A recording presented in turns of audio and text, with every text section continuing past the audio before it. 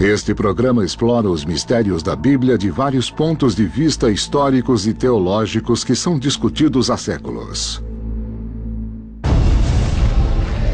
Ela é considerada por milhões como sendo a verdadeira palavra de Deus. Um testamento sagrado, a Escritura Sagrada, a Bíblia. Há séculos, homens e mulheres discutem seu significado, suas lições e sua precisão histórica. Mas terá sido a Bíblia traduzida, editada e até censurada tantas vezes, a ponto de seus originais ficarem comprometidos pelo tempo? Tem gente que diz, foi o que Deus disse, vou praticar e pronto, está na Bíblia. A Bíblia pode ter inspiração divina, mas há toques humanos por toda parte. É muito perigoso usar a Bíblia como prova de qualquer coisa. Realmente não sabemos quem agrupou ou montou o Novo Testamento. É um dos livros mais importantes jamais escritos. Seu conteúdo vem sendo estudado, discutido e meditado há milhares de anos. Mas conterá a Bíblia também segredos, profecias secretas, caracteres secretos, textos secretos. Agora, pela primeira vez, uma extraordinária série vai questionar tudo o que pensamos, tudo o que sabemos e tudo o que acreditamos sobre a Bíblia.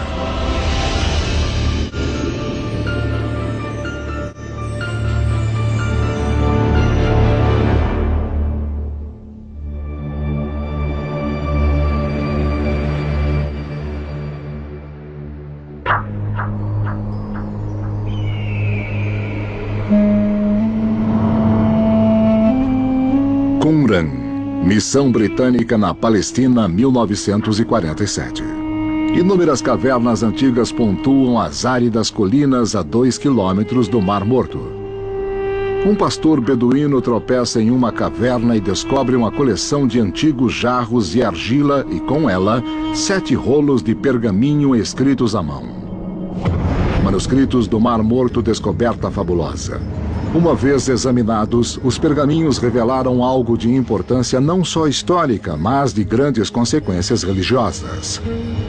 Porque ali, escritos em frágeis pergaminhos e papiros, estava a versão mais antiga, e talvez mais exata, do que se chama universalmente de Velho Testamento da Bíblia. A descoberta arqueológica mais significativa do século XX, aliás, da Era Moderna, foram os pergaminhos do Mar Morto. Há livros escritos por hebreus que viveram na mesma época e nos mesmos lugares que o próprio Jesus. Com a descoberta dos pergaminhos do Mar Morto, os estudiosos puderam ver textos bíblicos, textos manuscritos, que eram 1000 anos mais antigos do que os textos mais antigos que tínhamos. Os pergaminhos achados em Qumran contêm fragmentos de todos os 39 livros do chamado Velho Testamento, menos um só, e são escritos em hebraico, aramaico e grego. Mas eles também contêm contradições, discrepâncias de detalhes e de linguagem que deixaram teólogos e estudiosos da Bíblia coçando a cabeça. Tem gente que diz, foi o que Deus disse, vou praticar e pronto, está na Bíblia. O que eles não percebem é que por trás da Bíblia que eles compraram numa loja, há séculos e séculos de discussões entre estudiosos sobre como a Bíblia deve ser interpretada. Devemos entender que quando falamos de escrituras, nós estamos falando de história sagrada e não ao que hoje chamaríamos de história, com suas datas e eventos verificados. O Velho Testamento é a pedra angular da fé de milhões de pessoas pelo mundo. Há mais de 2000 anos, ela vem formando a base do que hoje chamamos de civilização ocidental. E há séculos acredita-se que o autor dos 5 primeiros livros foi o profeta Moisés. Mas, recentemente, essa crença foi questionada pela maioria dos estudiosos bíblicos. A Bíblia é praticamente anônima. Nós não sabemos quem escreveu a maioria dos textos da Bíblia. Mesmo a pessoa mais conservadora vai dizer que não houve testemunhas oculares da criação. Então entendemos que a Bíblia foi escrita depois dos fatos. Como muitos trabalhos traduzidos de outra língua, palavras simples muitas vezes ficam totalmente sujeitas a várias análises e diferentes interpretações. O Gênesis, o primeiro relato da criação da humanidade, diz que Deus fez Adão, que muitas vezes é traduzido como homem em sua essência masculina e feminina. De fato, a palavra Adão pode ser um substantivo que significa toda a raça humana, não uma pessoa só. Esse é um exemplo de tradução que levou as pessoas a entender erradamente o que o texto diz. Na Bíblia, muitas coisas mostram que pode haver Deus em parte ali, mas há muitos elementos humanos também. Fica claro quando se vê em certas ideias que são colocadas como se desenvolvem e evoluem, ou em várias contradições. Há histórias contadas duas vezes. Uma passagem bíblica que contém curiosas contradições é a história do jovem rei Davi e sua batalha mortal contra o gigante filisteu Golias. Davi pegou seu estilingue, atirou a pedra, acertou Golias na testa, o que o derrubou e matou. E quando se lê Samuel 1:17, 49 e 50, nós vemos, com uma funda e uma pedra o matou. Está claramente escrito que não houve nenhuma espada, que Golias não morreu pela espada. Mas se você ler o versículo imediatamente seguinte, verá que Davi depois pegou a espada de Golias, cortou sua cabeça e o matou. Quer dizer que Golias morreu duas vezes. No entanto, em Samuel 2:21, vemos que foi alguém diferente, Elhanã e não Davi, que foi quem matou Golias. E a pergunta fica sendo, quem realmente matou Golias, Davi ou Elhanã? Curiosamente, em um livro posterior da Bíblia hebraica, Crônicas, a questão de quem matou Golias parece resolvida. No relato do confronto entre Elhanã e Golias, o texto hebraico é muito claro. Elhanã matou Golias. Mas a tradução para o inglês, na verdade, diz que ele matou o irmão de Golias. Assim, Davi fica sendo quem matou Golias e Elhanã fica sendo quem matou o irmão de Golias. Será esse um exemplo de simples erro histórico? Ou a história de Davi e Golias foi deliberadamente alterada para dar ao futuro rei hebreu Davi crédito por fazer um ato de bravura? Sabemos que os livros não são historicamente exatos, porque há discrepâncias neles e contradições entre eles. Todos eles divergem entre si e claramente contam as coisas de determinada perspectiva religiosa. Não são histórias desinteressadas, como podemos pensar. Confusão e controvérsias similares cercam os 4 evangelhos do chamado Novo Testamento. Por séculos, teólogos e estudiosos acreditaram que fossem relatos originais da vida de Jesus, escritos pelos evangelistas Mateus, Marcos, Lucas e João. É um belo conjunto de livros e é a tradição. O problema é que não refletem a realidade. Não foi o que aconteceu. A maioria dos estudiosos da Bíblia concorda que o primeiro evangelho a ser escrito foi o de Marcos, aproximadamente no ano 70. Por isso se considera altamente improvável, se não impossível, que qualquer um deles seja um relato original. Temos 4 evangelhos escritos por 4 escritores, décadas, talvez um século após a morte dele. Então, nenhum deles realmente conheceu Jesus. Realmente não sabemos quem agrupou ou montou o Novo Testamento. De fato, passaram-se 300 anos de cristianismo antes de aparecer o Novo Testamento. Mas, como acredita a maioria dos estudiosos e teólogos, Se os relatos da vida de Jesus não foram escritos por pessoas que realmente o conheceram, quem são os autores? E por que deram crédito a Mateus, Marcos, Lucas e João? Ninguém vai escutar o Evangelho segundo Robert, mas se eu puser eu, Paulo, ou eu, Pedro, ou eu, Moisés, se eu colocar o nome de alguém que tem autoridade, o que eu disser será levado muito mais a sério. Muitos estudiosos relutam em dizer que os livros são falsificações, então os chamam de pseudoepigrafia, porque ninguém sabe o que isso quer dizer. Pseudoepigrafia é uma palavra que quer dizer escrito que nasce mentiroso, porque o autor mente sobre sua identidade. Esses autores tinham um objetivo em mente, tinham uma agenda, e incluíram as histórias que favoreciam essa agenda. Apesar de seus seguidores acharem que ele era o verdadeiro Messias, o Salvador previsto nos testamentos hebreus, os mais antigos relatos da vida de Jesus que se conhece não foram escritos em aramaico, a língua que ele falava, nem em hebraico, mas em grego. O grego era a língua internacional do Império Romano e certamente era também a língua mais comum dos romanos da elite.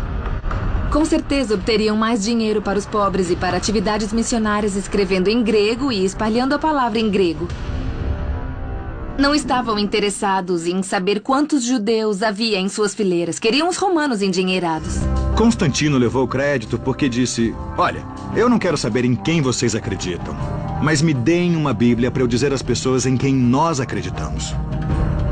Então existe toda essa mistura de crença religiosa e controle político. Um imperador autor da Bíblia? Será a Bíblia Sagrada realmente a palavra de um Deus tão poderoso? Ou uma coleção de textos escritos por um grupo de homens anônimos? Para a resposta, será necessário examinar os textos religiosos mais de perto e procurar a verdade que está escondida atrás das palavras sagradas.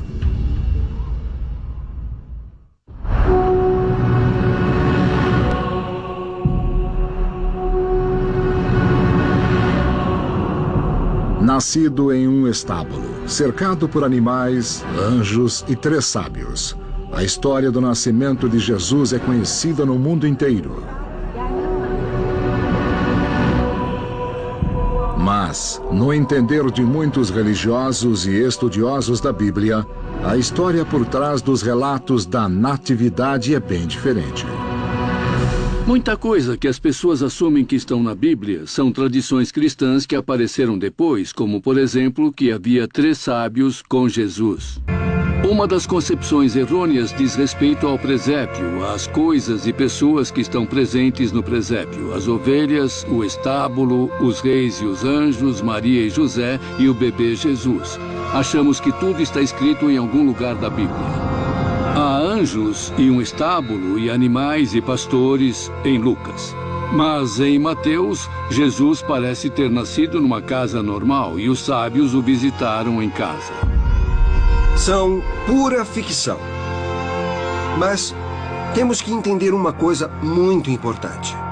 Para os antigos escritores, para os evangelistas, era perfeitamente aceitável escrever histórias de deuses e deusas. Em tais histórias, podemos verificar que os fundamentos eram geral e universalmente vistos como não verdadeiros, mas cuja verdade subjacente era vista como eternamente verdadeira. Se tais detalhes foram confundidos, por que misturaram os relatos? Pode ser, como creem certos estudiosos, que erros de tradução através dos séculos tenham levado a erros na interpretação de dados-chave do nascimento de Jesus? Os cristãos dizem que Jesus nasceu de uma virgem. E isso vem de um texto profético, o livro de Isaías, capítulo 7. A palavra usada no texto hebraico para se referir a essa jovem é Alma, que basicamente significa uma jovem que chegou à idade de se casar. Mas a tradução do hebraico para o grego foi virgem. E assim foi entendido por Mateus e Lucas. Foi uma espécie de lampejo. E disseram que foi um milagre. A mãe era virgem. Aí nasceu uma tradução diferente. O leitor recebeu a tradução de um texto com palavras de significado ligeiramente diferente da língua original. A Bíblia pode ter inspiração divina, mas há toques humanos por toda a parte. Isso somado ao surgimento do que depois veio a ser uma cultura religiosa misógina, começou a valer a ideia de que Jesus nasceu de uma virgem. Mas é um erro de tradução na base. Erro de tradução? Será possível que as histórias de Jesus, como tantas da Bíblia, foram tão contadas e recontadas, tão traduzidas e retraduzidas tantas vezes, que sua exatidão histórica se tornou confusa, perdida no tempo? Os textos bíblicos foram escritos em hebraico, ou em aramaico, ou em grego. Mas cada tradução é uma interpretação. Segundo muitos estudiosos da Bíblia, traduções imprecisas são culpadas apenas em parte. Também apontam para o fato de que o Novo Testamento não foi escrito em pergaminho, mas em páginas individuais chamadas códices. Ao longo da história da cristandade, vemos que cristãos adoram novidades tecnológicas. Foram os primeiros a adotar os códices, um livro com páginas. E isso se deve à maneira com que os cristãos leem a Bíblia, que é podendo comparar passagens. E o melhor modo de fazer isso é segurar com o dedo uma parte do livro e consultar outra. Foram pioneiros do hyperlink. Uma das razões, creio, pelas quais os cristãos preferiam códices é que, assim, tinham uma distinção física entre eles e as pessoas que usavam outras formas de livros para textos sagrados. Cristãos usavam códices, judeus rolos de pergaminho.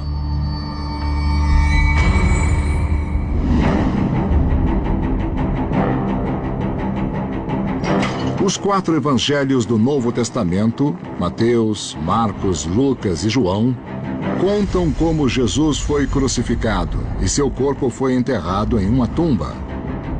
Também descrevem a aparição dele às mulheres que choravam em seu túmulo 3 dias após a sua morte.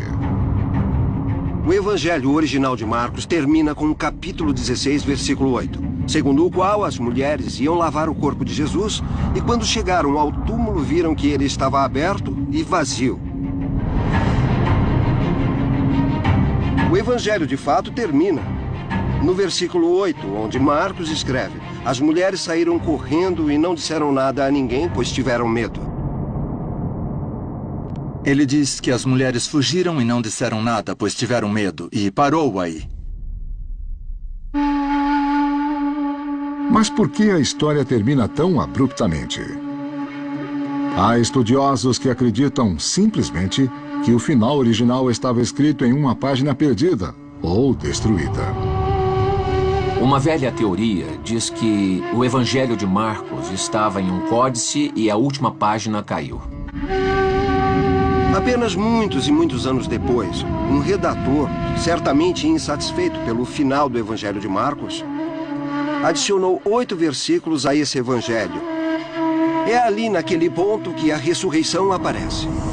Então, os primeiros escribas de Marcos adicionaram finais novos. E um deles se tornou muito popular, o que estamos habituados a ver hoje. Podemos dizer que a história da ressurreição apareceu como história literária interessante, em parte, porque as pessoas estavam insatisfeitas com o final de Marcos. É mesmo possível que a história da divina ressurreição de Jesus, um dos dogmas mais importantes do cristianismo, seja consequência da falta de uma página? Muitos estudiosos acreditam agora que, à medida que o cristianismo se tornou mais popular e poderoso, tornou-se prática corrente editar o Novo Testamento de modo a endossar a evolução das crenças religiosas. Mas alterar deliberadamente a Bíblia podia ter consequências mortais, em especial se a mudança entrasse em conflito com o pensamento tradicional ou com agendas políticas. Em 1604, o rei James I reuniu um grupo de 47 estudiosos para trabalhar em outra tradução da Bíblia para o inglês. A versão do rei James. Mas essa também teve sua cota de controvérsias.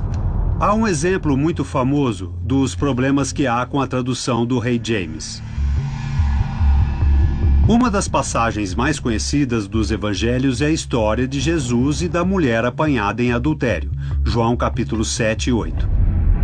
No Evangelho de João há uma história encantadora, onde escribas e fariseus levaram a Jesus uma mulher que apanharam em flagrante adultério. Eles iam apedrejá-la, que era a punição para adultério. Mas Jesus disse: quem não tiver pecado, atire a primeira pedra.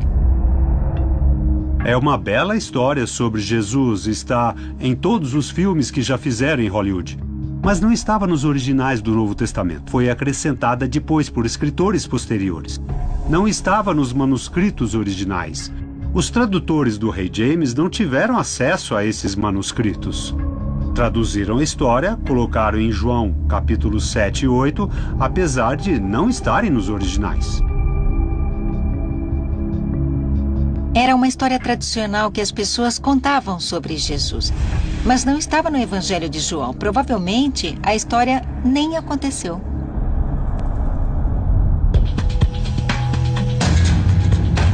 Como muitos membros da igreja temeram e predisseram, traduzir a Bíblia para a língua inglesa ou francesa, ou qualquer outra, abriu as portas para muitas outras traduções, revisões e interpretações.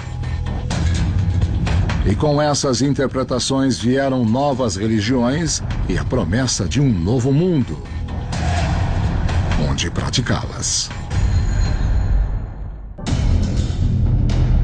Mas nem todas as várias interpretações e traduções da Bíblia foram tão benevolentes ou benignas quanto as de Smith ou Thomas Jefferson. Algumas foram usadas para justificar preconceito e intolerância. No caso de um versículo do Gênesis capítulo 9 foi a escravidão. Hoje em dia ninguém sabe da maldição de Cã. É uma passagem onde, depois do dilúvio, Noé amaldiçoou o filho Cã por algo que ele teria feito. E diz que seu filho será subserviente aos dois irmãos. Isso foi usado como maneira de dizer que a raça negra descendeu de Cã e que, portanto, seria subserviente às raças brancas.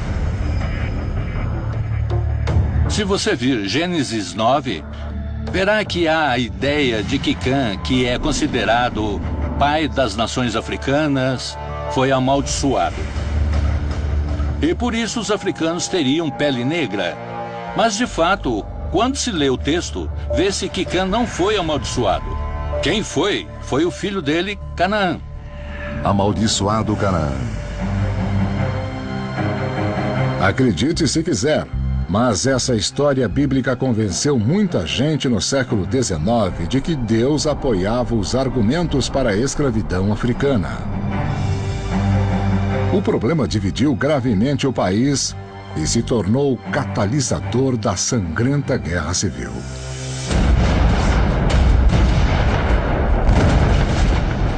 A Guerra Civil dá um exemplo muito interessante para os americanos. A União achava que Deus estava do seu lado e os confederados achavam que Deus estava do lado deles. O bom senso diz que Deus não poderia ter estado dos dois lados, ou podia não estar de lado nenhum. Mas foi isso que a Bíblia e a crença religiosa os encorajaram a fazer, chamar a Deus para eles mesmos, para seus propósitos políticos.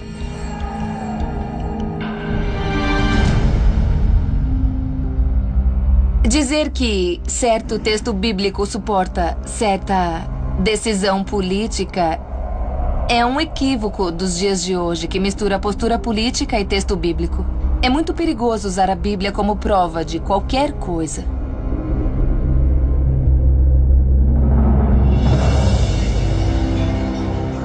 Através dos séculos, a Bíblia foi aparada, cortada, embelezada, traduzida e, dizem alguns, mitologizada.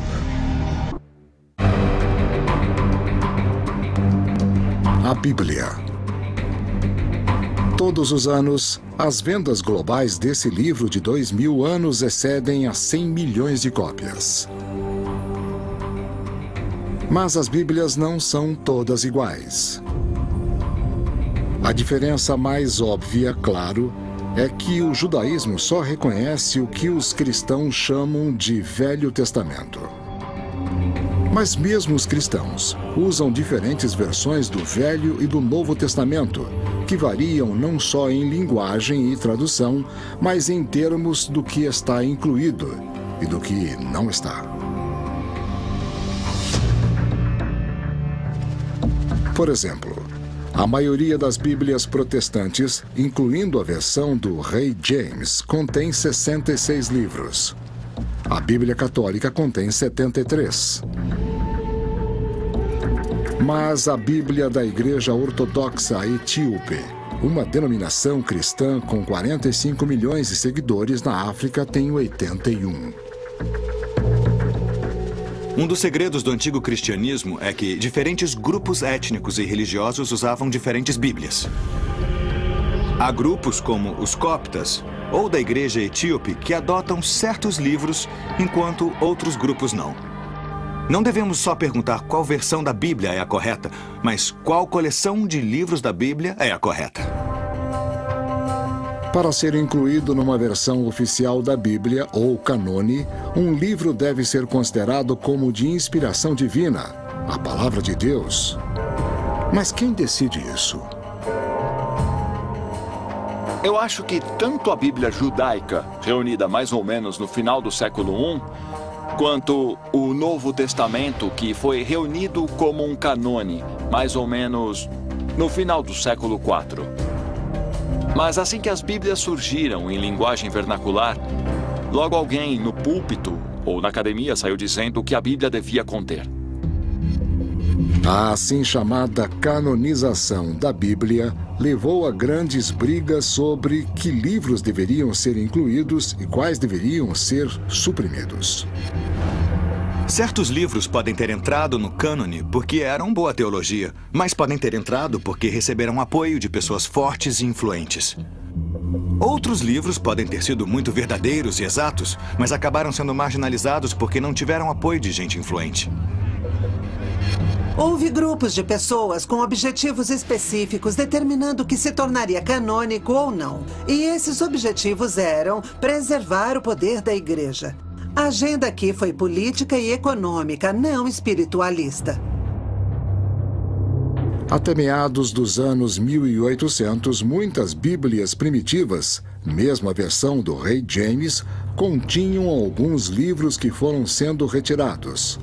São chamados apócrifos. A palavra apócrifo literalmente significa coisa escondida. Então esses livros supostamente traziam ensinamentos ocultos ou secretos. Mas apócrifo veio a significar o livro que não era aceito como parte do cânone oficial. De fato, há mais livros apócrifos do que livros incluídos no cânone oficial, seja na Bíblia hebraica, o Velho Testamento ou no Novo Testamento. Alguns são livros históricos que falam da história de Israel depois do período do Velho Testamento. Existem livros que são ficção histórica. A discussão sobre que livros deveriam ou não ser incluídos como textos sagrados é quase tão antiga quanto a própria Bíblia. Alguns teólogos primitivos e estudiosos citaram disparidades entre os antigos textos grego e hebraico e questionaram a autenticidade de várias fontes e autores. E aí, qualquer livro que contradissesse a crença deles era banido. Era chamado de herético. Queimavam os livros e condenavam quem acreditasse neles. A razão de muitos desses livros não terem entrado na Bíblia é que não eram congruentes com a mensagem central dos livros que entraram. Os textos cristãos primitivos que entraram no Novo Testamento consideram que Jesus é o Messias profetizado no Velho Testamento. Mas havia cristãos que não acreditavam nisso e havia cristãos céticos sobre essa estreita ligação. No fim, esses cristãos não prevaleceram. Não acharam realmente que seus textos entrariam nas Escrituras. Declararam que os textos continham uma série de erros e que desviariam do bom caminho. Um bispo chamou os textos de abismo de loucuras e blasfêmias contra Cristo. Então eram inimigos da igreja primitiva e os cristãos pensaram que continham coisas horríveis. Diferentes bispos pensavam diferente. O cristianismo foi muito diversificado nos primeiros 3 séculos. E tentaram unificar tudo para dar a forma exata àquilo em que acreditavam. Mas pessoas que tinham mais influência, não só dinheiro, mas apoio político de pessoas importantes, tendiam a ser mais ouvidas do que gente que não tinha isso. Foi um processo com um alto teor político. Apocalipse.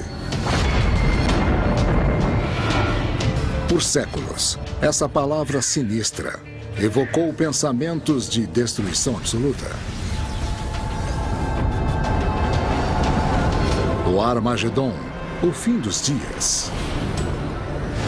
Mas a palavra Apocalipse, na verdade, tem uma definição muito menos tenebrosa. Derivada do antigo termo grego apocalipsis, a palavra também significa revelação ou desvendamento. Um apocalipse era a revelação de um segredo celestial a um profeta ou vidente. Esse profeta tinha uma visão, habitualmente uma visão bizarra, cheia de imagens muito estranhas. A ideia apocalíptica é convencer você que, por um pouco mais de sofrimento agora, você terá uma longa recompensa, talvez eterna. Nas versões convencionais do Novo Testamento, talvez o texto sagrado mais estranho e extraordinário seja o Apocalipse de João, também chamado o Livro das Revelações. Nele, João descreve o fim dos dias, o dia em que Jesus voltará à Terra para decidir quem irá com ele para o paraíso e quem sofrerá nas eternas chamas do inferno. As pessoas de hoje sabem da revelação de João do livro do Apocalipse. O que as pessoas não sabem é que esse livro quase não entrou no Novo Testamento. Mas, por mais bizarro e perturbador que seja o livro das revelações, talvez houvesse outros livros, outros evangelhos do Apocalipse, considerados estranhos demais para serem incluídos. Um deles é o Apocalipse de Pedro. Quando encontraram os chamados evangelhos gnósticos, todos se surpreenderam por haver tantos evangelhos fora do Novo Testamento. Há outro livro de revelações. Alguns pais da igreja achavam que o Apocalipse de Pedro pertencia ao Novo Testamento, ao invés do Apocalipse de João. Escrito no século II, o Apocalipse de Pedro é um dos pelo menos 20 livros de revelações que não foram incluídos no Novo Testamento. Ele descreve o que alguns chamaram tour guiado do paraíso e do inferno, onde Jesus revela a Pedro explicitamente as terríveis consequências do pecado. Pedro viu lugares com pessoas punidas por seus pecados característicos na terra. Então, mentirosos ficavam pendurados pela língua sobre chamas eternas. Mulheres que seduziram homens enfeitando os cabelos para ficarem atraentes eram suspensas pelos cabelos sobre chamas eternas e gritavam: "Não sabíamos que seria assim." Mas, apesar do texto da jornada de Pedro pelo inferno parecer extremo, a descrição da ressurreição de Jesus no Evangelho de Pedro é considerada absolutamente bizarra até pelos estudiosos. Quando Jesus emergiu do túmulo, também emergiu do túmulo, depois dele, a cruz. A própria cruz saiu do túmulo. E Deus diz: onde tem andado, o que tem feito, você tem pregado para as almas dos que se foram? E a cruz responde: sim.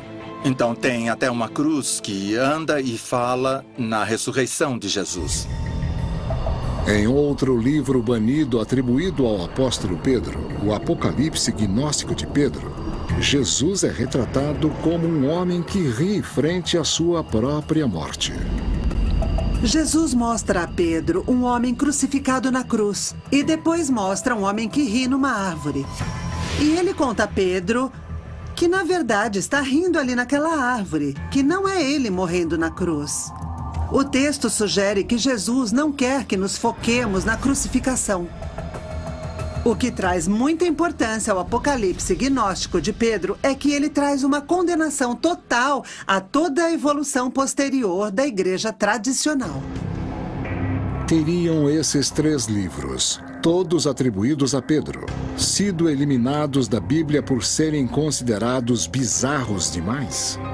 Ou, como querem alguns estudiosos, foram excluídos por enfatizar demais visões sensacionalistas e declarações pouco ortodoxas, em vez de focar os ensinamentos e a filosofia de Jesus?